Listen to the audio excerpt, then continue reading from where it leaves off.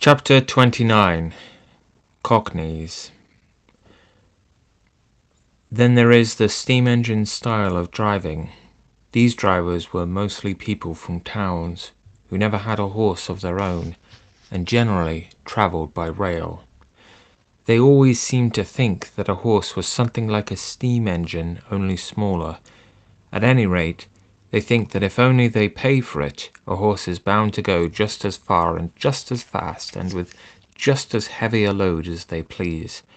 And be the roads heavy and muddy, or dry and good, be they stony or smooth, uphill or downhill, it is all the same.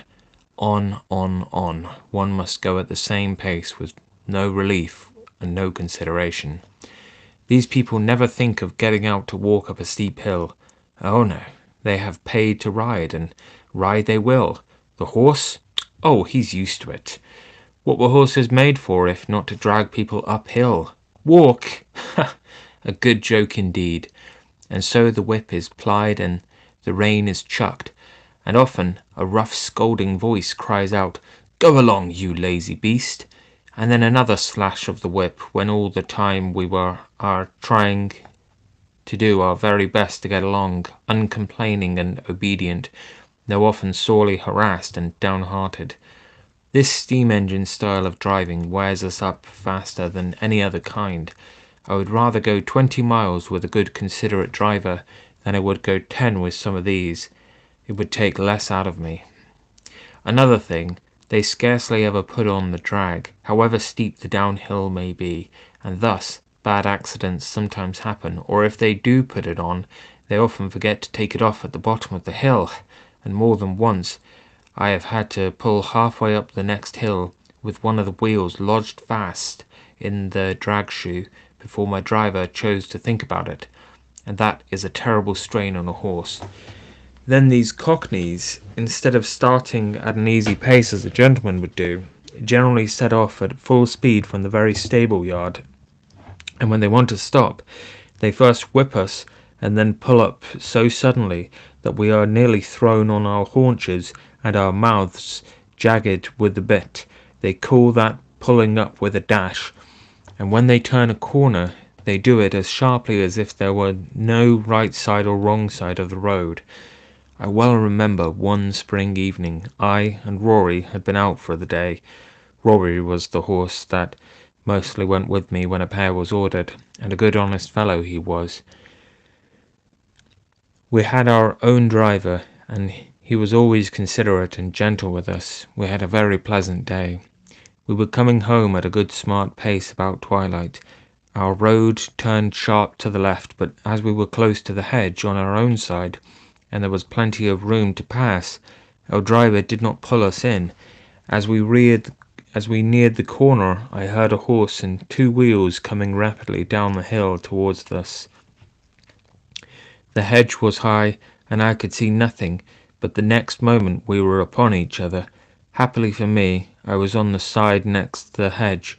Rory was on the right side of the pole, and had not even a shaft to protect him.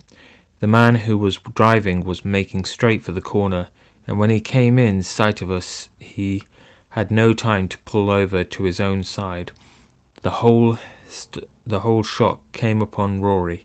The gig shaft ran right into the chest, making him stagger back with a cry that I shall never forget. The other horse was thrown upon his haunches, and one shaft broken. It turned out that it was a horse from our own stables, with the high-wheeled gig that the young men were so fond of.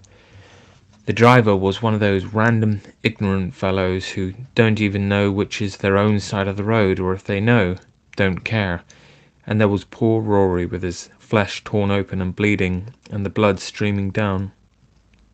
They said if it had been a little more to one side it would have killed him, and a good thing for him, poor fellow, if it had. As it was a long time before the wound healed, and then he was sold for coal carting, and what that is, up and down those steep hills, only horses know. Some of the sights I saw there, where a horse had to come downhill with a heavily loaded 2-wheel cart behind him, on which no drag could be placed, makes me even sad now to think of it. After Rory was disabled, I often went in the carriage with a mare named Peggy, who stood in the next stall to mine. She was a strong, well-made animal of a bright dun colour, beautifully dappled, and with a dark brown mane and tail. There was no high breeding about her, but she was very pretty, and remarkably sweet-tempered and willing. Still, there was an anxious look about her eye, by which I knew she had some trouble. The first time we went out together, I thought she had a very odd pace. She seemed to go partly in a trot, partly in a canter, 3 or 4 paces, and then to make a little jump forward. It was very unpleasant for any horse who pulled with her, and made me quite fidgety. When we got home, I asked her what made her go in that odd, awkward way. "Ah," she said in a troubled manner, "I know my paces are very bad, but what can I do? It really is not my fault. It is just because my legs are so short. I stand nearly as high as you, but your legs are a good 3 inches longer above your knees than mine, and of course you can take a much longer step and go much faster.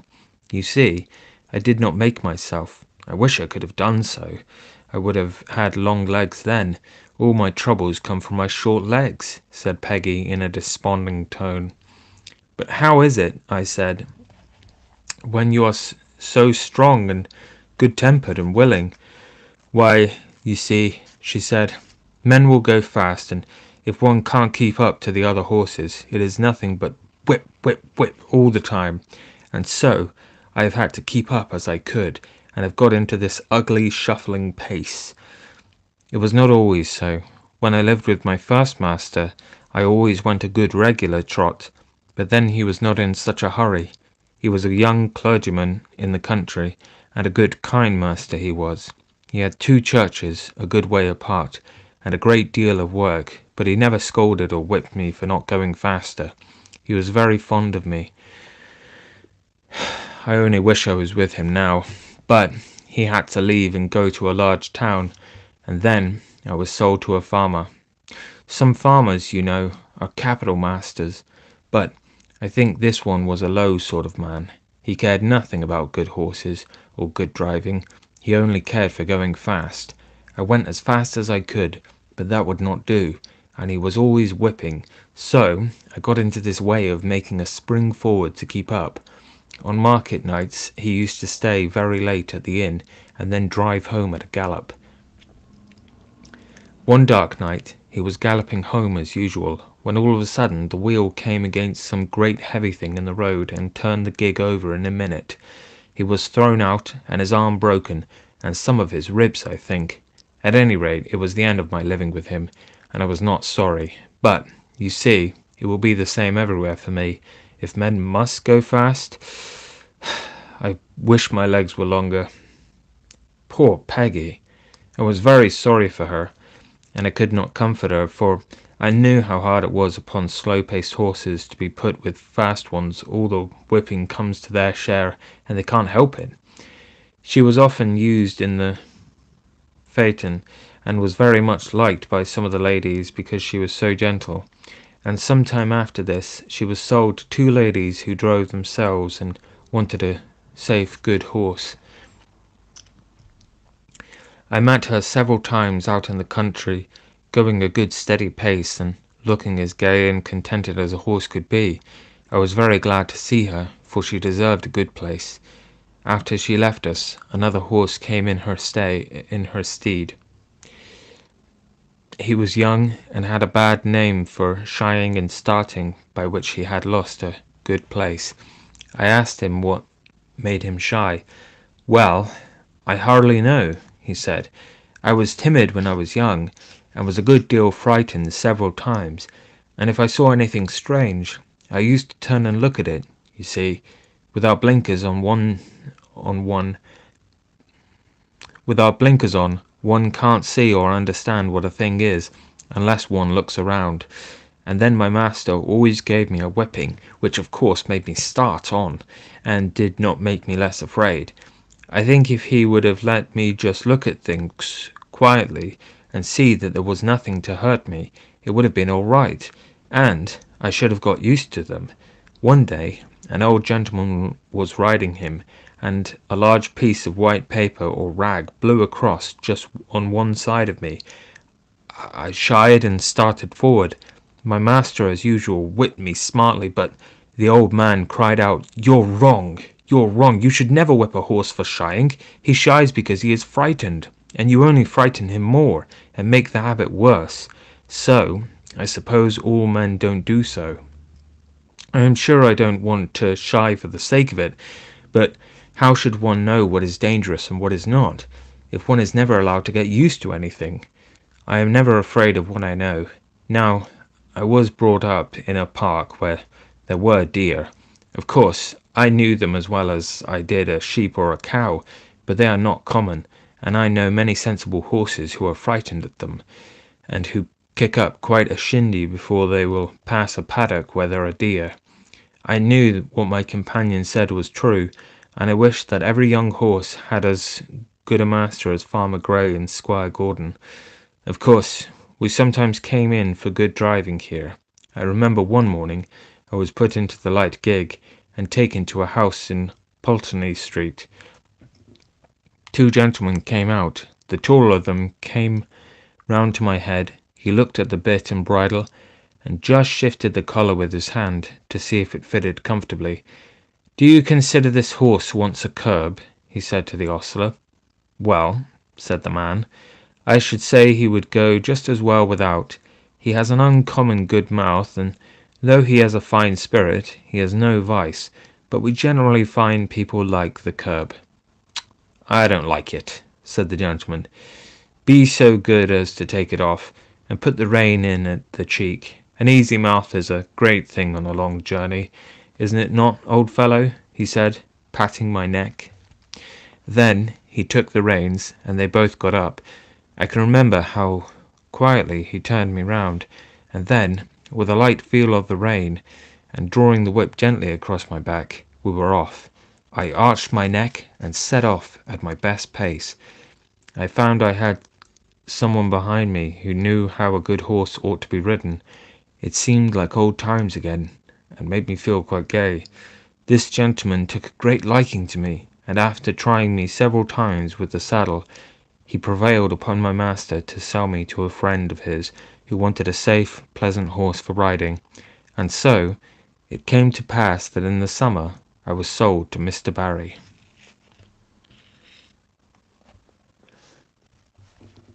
Chapter 30. A Thief. My new master was an unmarried man. He lived in Bath, and was much engaged in business. His doctor advised him to take horse exercise, and for this purpose he brought me. He hired a stable a short distance from his lodgings, and engaged a man named Filcher as my groom. My master knew very little about horses, but he treated me well, and I should have had a good and easy place, but for circumstances of which he was ignorant. He ordered the best hay with plenty of oats, crushed beans, and bran, with vetches or ryegrass, as the man might think needful. I heard the master give the order, so I knew there was plenty of good food, and I thought I was well off. For a few days all went on well. I found that my groom understood his business. He kept the stable clean and airy, and he groomed me thoroughly, and was never otherwise than gentle. He had been an ostler in one of the great hotels in Bath. He had given that up, and now cultivated fruit and vegetables for the market, and his wife bred and fattened poultry and rabbits for sale. After a while it seemed to me that my oats came very short. I had the beans, but bran was mixed with them instead of oats, of which there were very few, certainly not more than a quarter of what they should have been. In 2 or 3 weeks this began to tell upon my strength and spirits. The grass food, though very good, was not the thing to keep up my condition without corn. However, I would not complain, nor make known my wants, so it went on for about 2 months, and I wondered my master did not see that something was the matter. However, one afternoon he rode out into the country to see a friend of his, a gentleman farmer who lived on the road to Wells. This gentleman had a very quick eye for horses, and after he had welcomed his friend, he said, casting his eye over me, "It seems to me, Barry, that your horse does not look so well as he did when you first had him. Has he been well?" "Yes, I believe so," said my master, "but he is not nearly so lively as he was. My groom tells me that horses are always dull and weak in the autumn, and that I must expect it." "Autumn? Fiddlesticks!" said the farmer. "Why, this is only August, and with your light work and good food, he ought not to go down like this, even if it was autumn. How do you feed him?" My master told him. The other shook his head slowly and began to feel me over. "I can't say who eats your corn, my dear fellow, but I am much mistaken if your horse gets it. Have you ridden very fast?" "No, very gently." "Then just put your hand here," said he, passing his hand over my neck and shoulder.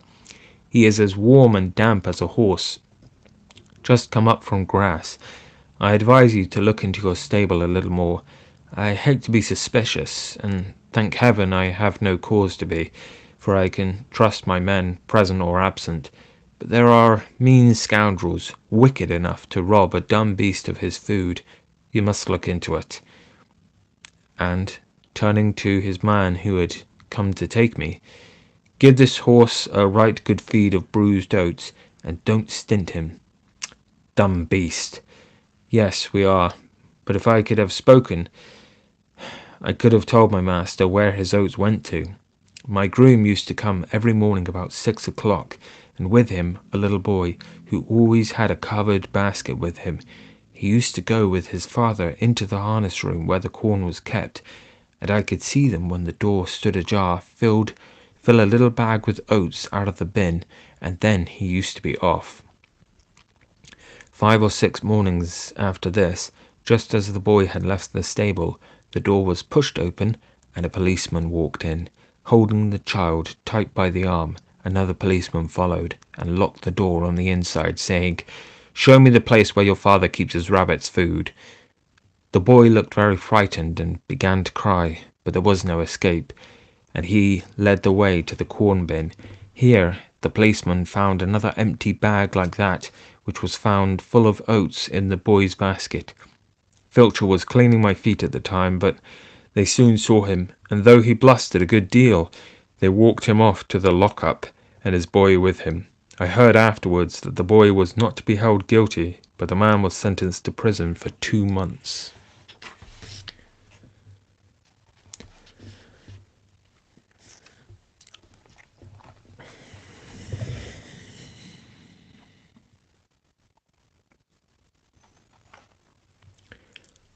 Chapter 31. A Humbug.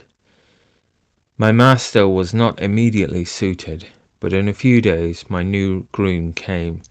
He was a tall, good-looking fellow enough, but if ever there was a humbug in the shape of a groom, Alfred Smirk was the man. He was very civil to me, and never used me ill. In fact, he did a great deal of stroking and patting when his master was there to see it. He always brushed my mane and tail with water, and my hoofs with oil before he brought me to the door to make me look smart. But as to cleaning my feet, or looking to my shoes, or grooming me thoroughly, he thought no more of that than as if I had been a cow. He left my bit rusty, my saddle damp, and my crupper stiff. Alfred Smirk considered himself very handsome. He spent a great deal of time about his hair, whiskers, and necktie before a little looking-glass in the harness room. When his master was speaking to him, it was always, "Yes, sir," touching his hat at every word, and everyone thought he was a very nice young man, and that Mr. Barry was very fortunate to meet him.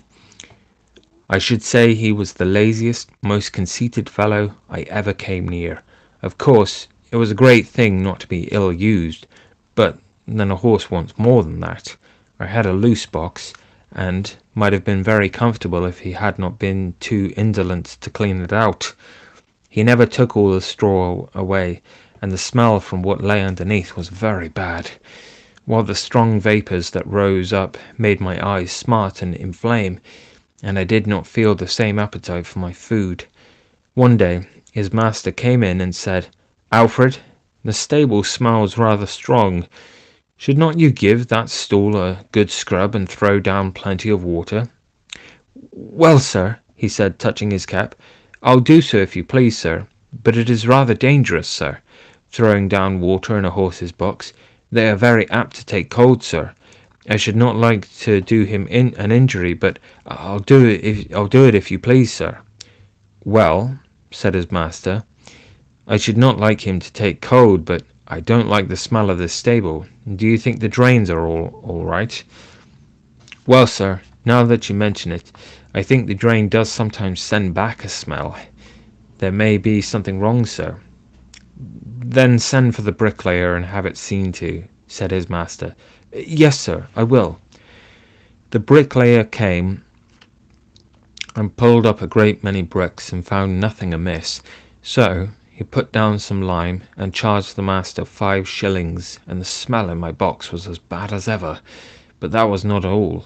Standing as I did on a quantity of moist straw, my feet grew unhealthy and tender, and the master used to say, "I don't know what is the matter with this horse. He goes very fumble-footed. I am sometimes afraid he will stumble." "Yes, sir," said Alfred. "I have noticed the same myself when I have exercised him." Now, the fact was that he hardly ever did exercise me, and when the master was busy, I often stood for days together without stretching my legs at all, and yet being fed just as high as if I were at hard work.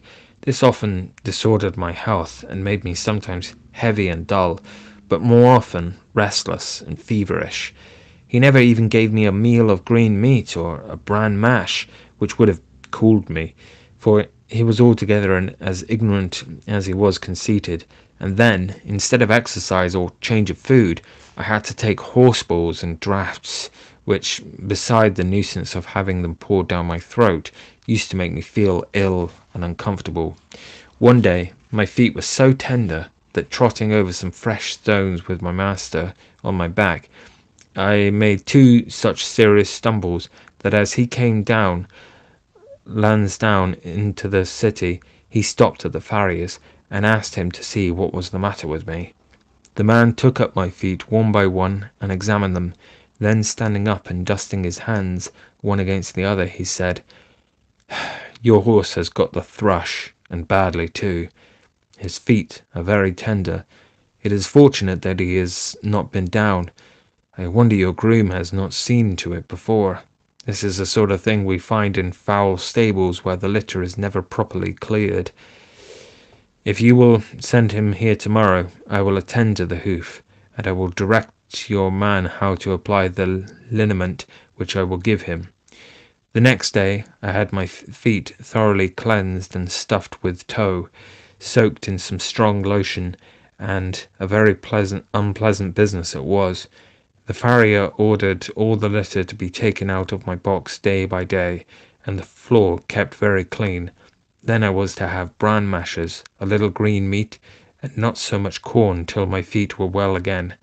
With this treatment I soon regained my spirits, but Mr. Barry was so much disgusted at being twice deceived by his grooms that he determined to give up keeping a horse and to hire when he wanted one, and I was therefore kept till my feet were quite sound, and was then sold again.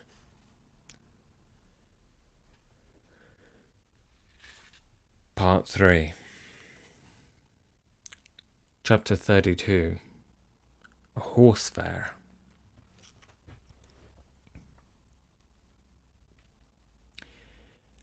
No doubt a horse fair is a very amusing place to those who have nothing to lose. At any rate, there is plenty to see.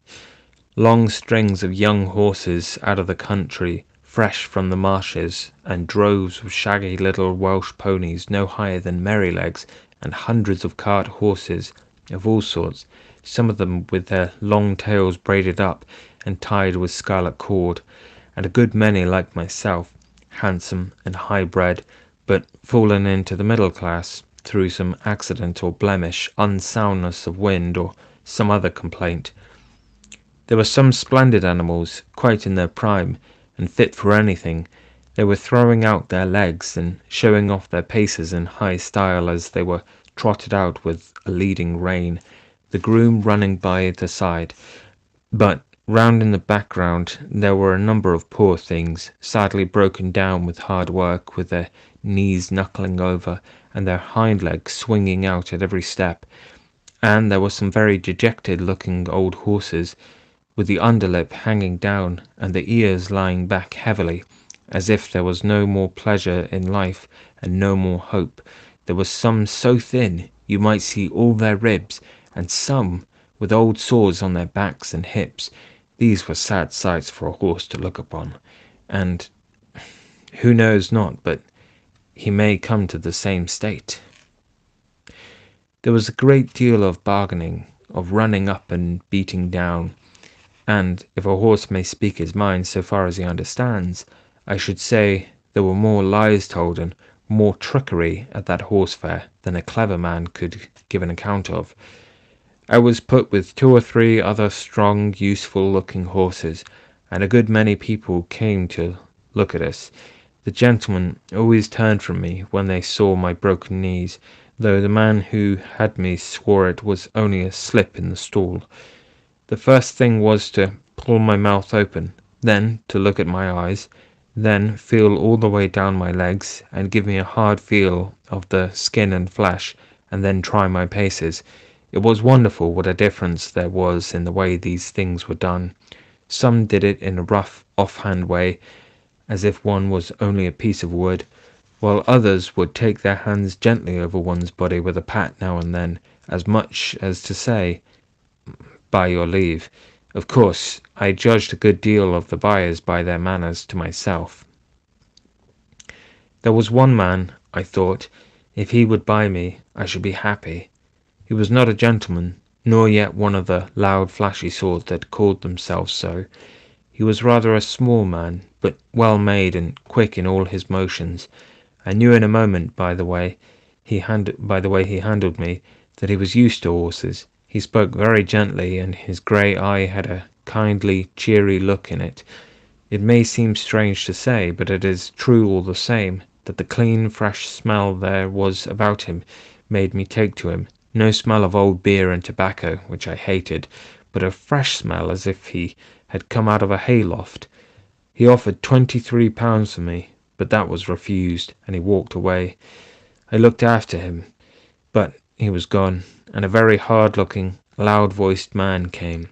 I was dreadfully afraid he would have me, but he walked off. 1 or 2 more came, who did not mean business. Then the hard-faced man came back again and offered £23. A very close bargain was being driven, for my salesman began to think he should not get all he asked, and must come down. But just then the grey-eyed man came back again. I could not help reaching out my head towards him. He stroked my face kindly. "Well, old chap," he said, "I think we should suit each other. I'll give 24 for him." "Say 25 and you shall have him." "24 then," said my friend in a very decided tone, "and not another sixpence, yes or no?"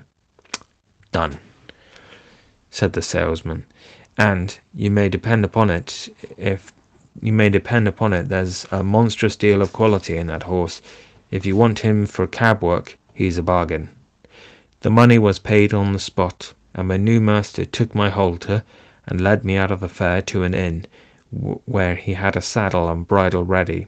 He gave me a good feed of oats, and stood by whilst I ate it, talking to himself and talking